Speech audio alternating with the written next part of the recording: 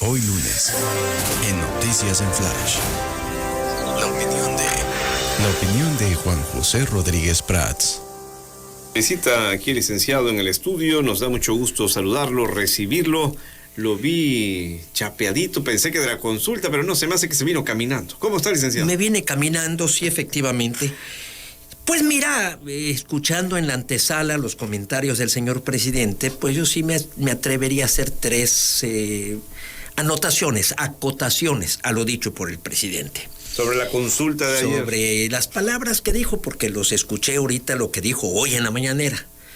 Que más oportuno que contestarle a unos cuantas horas de haber manifestado esos puntos de vista. En primer lugar, efectivamente, hay un pueblo sabio que no se prestó a una farsa, que no votó, que no asistió.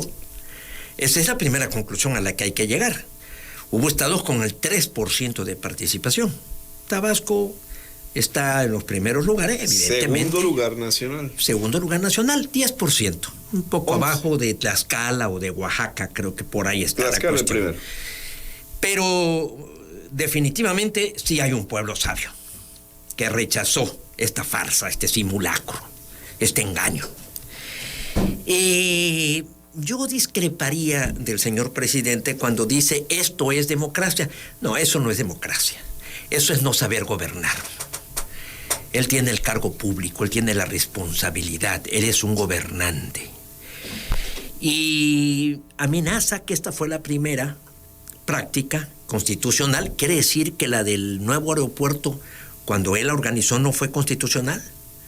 ¿O cuando se canceló la empresa cervecera en Mexicali, esa no fue constitucional? Porque él lo dijo hoy temprano. Esta fue la primera, esta es la primera. Entonces las otras dos fueron inconstitucionales. Esto me parece una declaración sumamente importante. No sobrevaloremos la democracia, Hugo. Yo creo que en todo el mundo estamos viviendo un fenómeno muy curioso porque hay desaliento, hay desencanto por las figuras de democracia directa. Esto fue lo que sucedió en el Brexit, esto fue lo que sucedió en Cataluña. Esto se está dando en muchas partes del mundo. Esto fue también lo que sucedió en muchos de los ejercicios que hizo Hugo Chávez y Nicolás Maduro.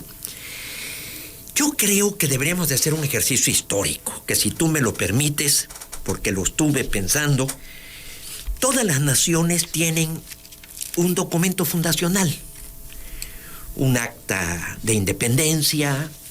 La declaración, por ejemplo, del 4 de julio del 76 en Estados Unidos, que la redactaron Thomas Jefferson, John Adams y Benjamin Franklin. La Declaración de los Derechos del Hombre en la Asamblea Francesa, la Carta Magna que firmó Juan Sin Tierra en Inglaterra. Podremos mencionar muchas cartas. ¿Cuál es la carta fundacional de México? Sentimientos de la nación. Yo creo que los sentimientos de la nación de José María Morelos y Pavón son más sentimientos. Okay. Son sentimientos. O sea, yo quiero leyes que atemperen la opulencia y disminuyan la pobreza. Pues ese es un sentimiento. Y yo soy siervo de la nación. Pues ese es un sentimiento. Yo creo que si nos vamos, por ejemplo, el primer documento jurídico, la Constitución de Cádiz, que fue vigente, pero no podemos hablar de un documento, pues un poco extraño. Miguel Hidalgo y Costilla en 1811... y produjo 2 o 3 documentos. Hubo uno declarando abolida la esclavitud, hubo otro que también hablaba de la propiedad, que también hablaba de cuestiones económicas, cuestiones sociales. Tuvimos el Acta de Independencia, que Agustín de Iturbide se la encarga a Juan José Espinosa de los Monteros, un documento muy pobre, que comienza diciendo 300 años de esclavitud y regresamos como si el mundo prehispánico hubiera sido el paraíso. Está el Plan de Iguala, que el autor es Agustín de Iturbide. Está también nuestra primera Constitución, 1823-24, que el presidente de la Cámara, que era Lorenzo de Zavala, dijo que era una mala copia de la Constitución norteamericana, que fue traducida en Puebla. Y de ahí muchos brevaron en ese documento. Y que luego acabó allá en Texas, Lorenzo. Efectivamente, Lorenzo Zavala se le considera hasta ciertamente un tanto traidor porque él creó impulsó la creación de Texas independiente del imperio, porque era el imperio de Santana. Entonces, es una personalidad yucateco muy cuestionado, aunque su vida política la hizo en el Estado de México.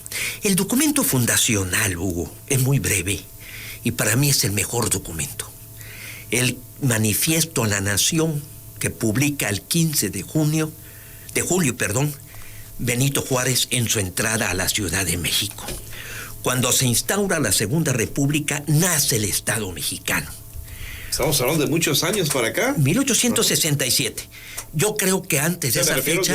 del nacimiento de México como tal. Como Estado. Ajá. Como Estado. Sí. Antes no hubo. Del 24 al 67 hubo 34 presidentes. Golpes de Estado, azonadas. Nos vimos inmersos en conflictos. La guerra de los pasteles en el 38, la invasión norteamericana en el 46, el imperio de Maximiliano del 64 al 67. Entonces, este documento contiene una idea. Ahí está la apotegma de Juárez. Entre los individuos como entre las naciones, el respeto al derecho ajeno es la paz. Y que admira mucho el presidente. Él se declara juarista. Te voy a leer un párrafo de ese documento. Es un documento muy breve. Tendrá cuartilla y media. Y en uno de sus párrafos dice: la templanza de su conducta, se refiere a su gobierno que había andado por todo el país, la templanza de su conducta en todos los lugares donde ha residido ha demostrado su deseo de moderar en lo posible el rigor de la justicia, conciliando la indulgencia con el estrecho deber de que se apliquen las leyes en lo que sea indispensable para afianzar la paz y el porvenir de la nación. Yo creo que esta idea tiene una gran vigencia, porque hoy escucho con enorme preocupación que ahora vamos a otro proceso, la revocación de mandato. Eso casi es una invitación a la guerra civil, Hugo, y mira cuando te lo digo. Y vamos a tener muchos programas para ir analizando ese proceso. Eso va a desgarrar a la nación mexicana. Eso va a dividirnos más. Ahí no va más que con el propósito de sembrar rencor. Andrés Manuel tiene un afán de medirse. Tiene un complejo de pistolero tejano. Yo soy más rápido que tú y mira, te mato. Él tiene vocación de mártir. Él es gobernante. Él tiene en sus manos el poder ejecutivo y la responsabilidad de conducir a México, que como bien lo dice Benito Juárez, sea indispensable para afianzar la paz y el porvenir de la nación, no la siembra del rencor, no la siembra de la revancha, no es un afán justiciero. La revocación de mandato va a ser una invitación de muchos demagogos, de muchos serviles, unos para apoyar y otros para atacar. Y vamos a entrar en una de dimes y diretes, de insultos, en los momentos más difíciles que vive México en todos los órdenes, en la salud, en la seguridad, en la economía, en la gobernabilidad, en la educación. Me parece un ejercicio tremendamente irresponsable. Lo primero es la gobernabilidad, lo primero es el Estado de Derecho, lo primero es la credibilidad de las instituciones, lo primero son los consensos. Y desde próximos días va a arrancar, porque estamos a 8 meses de ese enorme proceso que, te repito, va a terminar en algo que ni siquiera me puedo imaginar lo que puede desembocar. Andrés Manuel está prendiendo antorchas cerca de donde está la paja. Cuidado.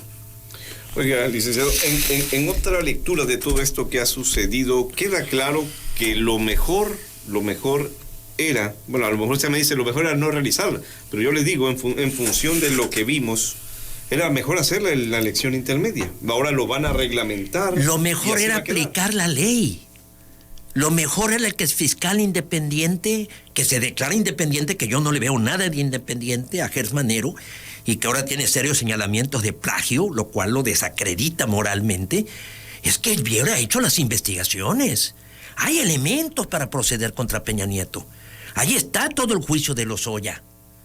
Y si hay otras cosas en contra de los presidentes, se aplica la ley. Eso lo dijo el magistrado Lainez, el ministro en la Suprema Corte. La justicia no se consulta, la ley no se consulta, se aplica. No teníamos por qué ir a este proceso. Es más, si hubiera votado el 40%, no hay elementos, no hay expediente. ¿En base en qué se va a proceder contra Zedillo por el Fobaproa? O contra Salinas por el error de diciembre. Digo, políticamente ya es cosa juzgada. La demagogia pura, no, es cosa prescrita. No, pero ya prescribió. Judicialmente, pero yo le digo políticamente ya está juzgado. Políticamente, yo te diría que lo del Fobaproa fue una deuda adquirida por el Fideicomiso de Protección al Ahorro Bancario. Y lo de haber entregado empresas privadas, se hicieron conforme a la ley. Lo mismo el caso de Fox, que traicionó a la democracia, o de Felipe Calderón. ¿Cuántas veces se le ha dicho que presente pruebas de la elección del 2006 en donde supuestamente se cometió el fraude? Y nunca ha presentado ninguna prueba. Nunca. Nada más ha dicho que Felipe Calderón ganó con fraude y le llamó todo el sexenio, le llamó el espurio. Te digo, eso no debe consultarse. ¿Cómo vas a consultar? ¿Se cumple la ley o no se cumple? No, lo que están haciendo es escarbando en el rencor. Lo que están haciendo es que venga la rencilla. Lo que están haciendo es que estalle el odio. Y eso no nos puede llevar a nada, Hugo. A los panistas sí les ha generado odio y rencor, aparentemente. Yo le decía antes de entrar... A los mexicanos. Que observo... a Diego ya lo conocemos, con su lenguaje. A los mexicanos, Gustavo de Hoyos, Claudio X Guerrero, a Enrique Krause. Ya hoy habla de estupideces. No. Y por eso, y todavía eso, el señor presidente, que debería de seguir a Juárez, y mira las palabras de Juárez, que está hablando de mesura, que está hablando de moderación, que está hablando de indulgencia. Y Andrés Manuel, que se dice juarista, está hablando de ir a una confrontación y ahora vamos a la siguiente batalla.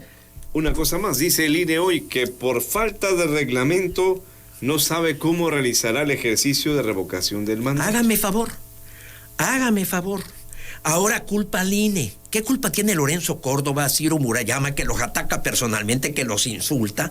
Hoy en la mañana lo dijo, que no son demócratas, que son enemigos. ¿Con base en qué? Hace afirmaciones muy atrevidas, yo se lo digo respetuosamente. Ya no le hablo al presidente, le hablo al tabasqueño, al amigo, al que nos hicimos juntos en la política tabasqueña, que tiene en sus manos un país, una nación, una república, instituciones, que proceda responsablemente. Se está muriendo la gente por el coronavirus, se está quebrando la economía por desempleo, está disparándose la inflación, y ahí están los feminicidios y los homicidios todos los días. Esa es su tarea a la que debe abocarse. No que hoy en la mañana insultando, agrediendo, y ahora agárrese ese proceso. ¿Tú sabes lo que va a suceder de aquí a marzo? Y la cantidad de enemigos que él tiene. Porque se está poniendo de pechito, como suele decirse. La cantidad de enemigos que ahorita van a empezar a convocar a que la gente participe en la revocación de mandato. Y que se condene al presidente y que renuncie. ¿Está en condiciones el país para entrar en un proceso con esas características? Bueno, pues interesante como siempre lo que nos deja en la mesa, licenciado. Hasta la próxima semana, si no queda nada en el tintero.